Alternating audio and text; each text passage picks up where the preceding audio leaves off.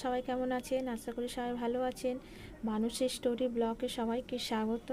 এই যে আজকে আমি একটু আমলকির আচার করব। ধুয়ে নেবেন, ছাল ছাড়ানোর কোনো দরকার নেই। যে একটা ঝাঁঝের মধ্যে আমি এখানে হাফ কিলো আমলকি নিয়ে দেন, এটা 1 বছর সংরক্ষণ করে রাখা যায়। এখন তো শীতকাল এসে সর্দি কাশি, গলা খুসখুস করা, গ্যাস অম্বল তো আছে। আমার তো আমি মশলাটা করে নেব। আচারে তো একটা মশলা দিতে হয়। এই মশলাটা আমি সব গোটা মশলা ভেজে গুঁড়ো করে নেব,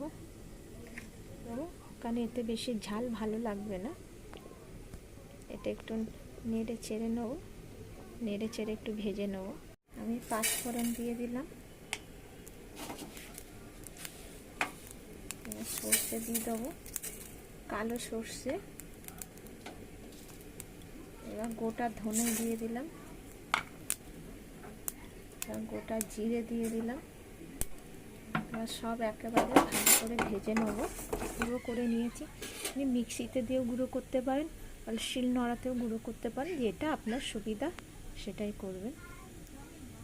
এদিকে হয়ে গেছে, আর থালাটা খুলব। হয়ে গেছে, কালারটা পুরো চেঞ্জ হয়ে গেছে। নামিয়ে নেব। সব ছাড়ানো হয়ে গেছে। ছাড়াতে কোনো কষ্ট নেই, ধরলেই একটা একটা করে বেরিয়ে যাবে। সাদা তেল দিয়ে দিয়েছি, এটা দিতেও পারেন নাও পারেন, কোনো অসুবিধা নেই। একটু 5 ফোড়ন দিয়ে দিলাম, একটু নেড়ে চেড়ে নেব।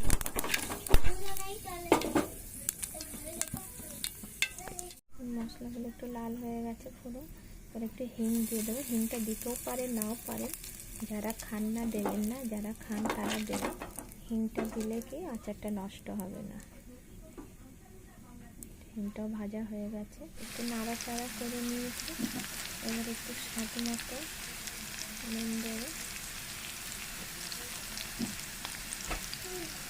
হলুদ দেবো, আবার নেড়ে চেড়ে নেব। আমি আখের গুড় নিয়েছি, আপনারা চাইলে চিনি দিয়েও করতে পারেন। যে যেমন মিষ্টি খাবেন সে তেমন মিষ্টি দেবেন। একটু ভালো করে নাড়িয়ে নেব।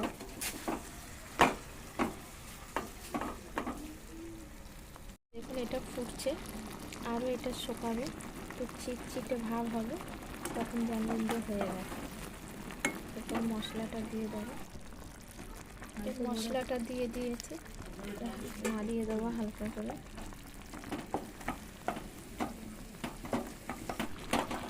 দেখুন এবার হয়ে এসছে, আগের থেকে অনেকটা রস কমেছে, এরকম চিটচিটি ভাবটা হয়ে আসছে। দেখুন এবার হয়ে এসছে, আগের থেকে অনেকটা রস কমেছে, এরকম চিটচিটি ভাবটা না গ্যাসটা। এখানেই ব্লগটা শেষ করছি। সবাই ভালো থাকবেন, সুস্থ থাকবেন, সাবধানে থাকবেন। আশা করি আবার খুব তাড়াতাড়ি একটা নতুন ব্লগ নিয়ে আসবো। টাটা।